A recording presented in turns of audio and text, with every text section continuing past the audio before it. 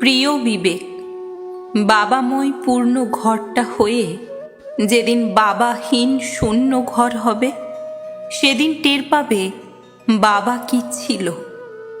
বাবার বালিশের পাশে যখন একলা একা চশমাটা পড়ে থাকবে, কিন্তু সেই চশমা পরার মানুষ থাকবে না, তখন বুঝবে বাবা কি ছিল।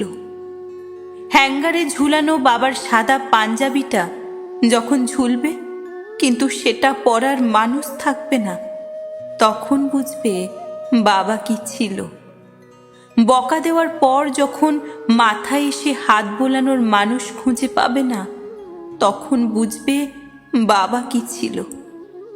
যখন পকেট ভর্তি টাকা থাকবে, কিন্তু মাস শেষে পকেট খরচের টাকা নিয়ে ঝগড়া করার মানুষ খুঁজে পাবে না, তখন বুঝবে বাবা কি এবং কে ছিল। ঘুম থেকে আগে ডাকা নিয়ে প্রতিদিন মায়ের সাথে এক ধরনের মিষ্টি ঝগড়াই করো, তবুও মা পরের দিন ঠিকই আগে ঘুম থেকে ডেকে তোলে। কেন তুলে জানো? তোমার ভালোর জন্যই। যেদিন সকালে মায়ের অমন মিষ্টি ডাকে তোমার ঘুম ভাঙবে না, সেদিন বুঝবে তোমার মা আর এই পৃথিবীতে নেই। আর তখনই হাড়ে হাড়ে টের পাবে মা কি ছিল। শত শত মানুষ তোমার পাশে থাকা সত্ত্বেও যেদিন টের পাবে কোনো এক শান্ত আঁচলের নিচে তুমি এখন আর ঠাঁই পাচ্ছ না, সেদিন বুঝবে মা কি ছিল।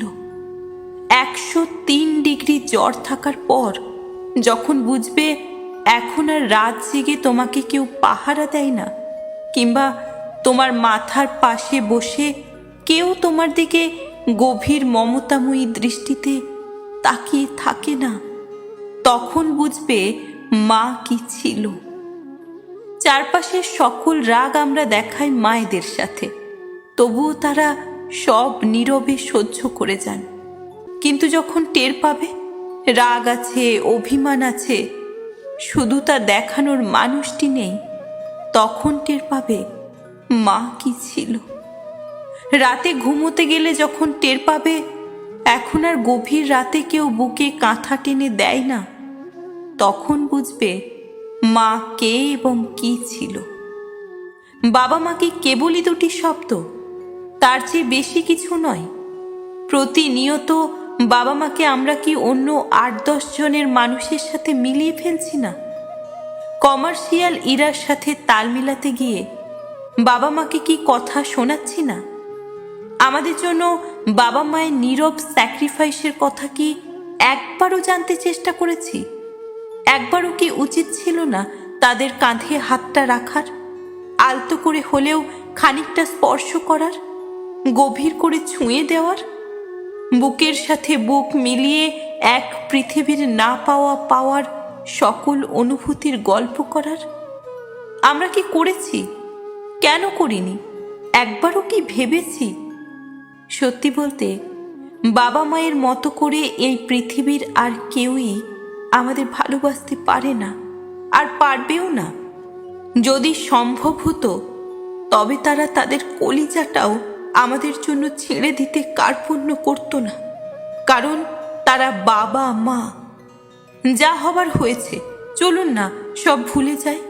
সব ভুলে আমাদের বাবা মায়ের সাথে সুন্দর করে কথা বলি, খানিকটা হেসে আলতো করে ছুঁয়ে দিয়ে গভীর করে বুকে জড়িয়ে নিই তাদের। চলুন না, বিশ্বাস করুন এর চেয়ে বেশি কিছু তারা চায় না। তারা আমাদের জন্য জীবনটা দিয়ে দেবে, আর বিনিময়ে কেবল আমাদের ওই হাসি মুখটাই চায়, যেন আমরা অন্তত হাসি মুখে তাদের সাথে কথা বলি।